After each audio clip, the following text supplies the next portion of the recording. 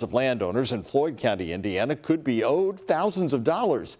This all started back in 2018 when Southern Indiana landowners had their properties seized by the federal government to create a new hiking trail by removing a lengthy old railroad track. WHS 1119's Alex Dieterer is talking to the attorney who filed the lawsuits on behalf of the landowners and lays out how to make sure these residents get the money they're owed.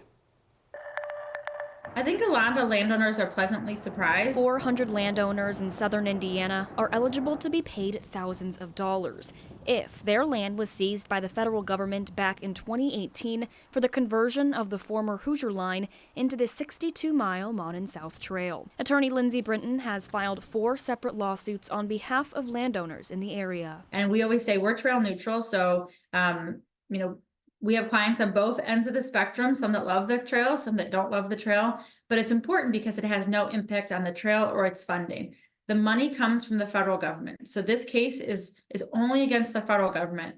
Landowners could receive between a couple $1,000s and hundreds of thousands of dollars. The amount of compensation is determined by a couple different factors: how much land was seized and how the seizure affected the landowners. It could be a smaller piece of property, but perhaps it takes a fourth of the backyard, or it's really close to the home, or it might bisect the property.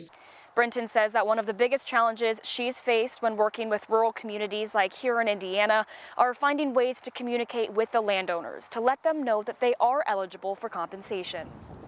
Other cases it may be more urban or suburban where people go out and talk to their neighbors. Here, there's a lot of smaller communities, smaller towns, or people that, may not talk to their neighbors at the mailbox, or may not have that access to information. There are still 200 eligible people who haven't filed for compensation, and time is running out. The statute of limitations runs out on February 27th. Once that date passes, landowners are forever barred from receiving money related to this land seizure. As Brinton lays out, filing a claim is easy. A lot of times people are concerned about what will be expected from them, and the short of it is nothing, or at least very little. She expects Indiana landowners to receive their compensation next year. In Floyd County, Alex Dieterer, the WHS 11 team on your side.